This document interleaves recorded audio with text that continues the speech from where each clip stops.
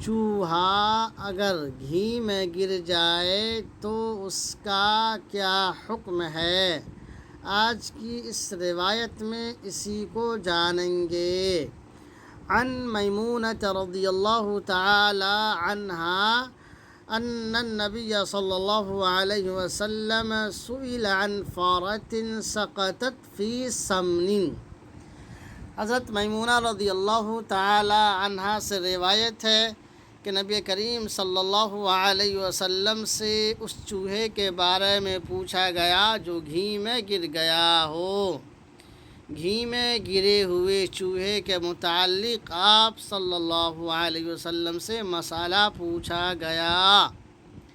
فقال، تو آپ صلی اللہ علیہ وسلم نے فرمایا، خذوها وما حولها، چوہا اور اس کے ارد گرد کے گھی کو لو، فطرحوها، اور اسے پھینک دو۔ چوہا کو بھی نکال دینا ہے اس گھی سے، اور اس کے ارد گرد کا حصہ، چوہا جو گرا ہے اس کے ارد گرد کے حصے کا جو گھی ہے اس کو بھی نکال کر کے پھینک دینا ہے۔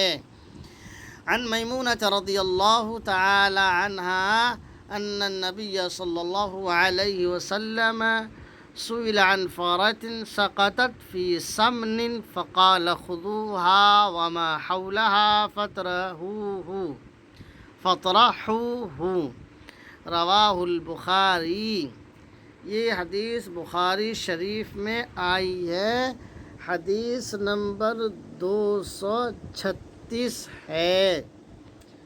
تو یہ مسئلہ معلوم ہوا کہ چوہا اگر گھی میں گر جائے تو چوہا اس کے ارد گرد کو گھی کو نکال دیا جائے گا تو گھی پاک ہو جائے گا، اسے استعمال کر سکتے ہیں، استعمال کے لائق ہو گیا۔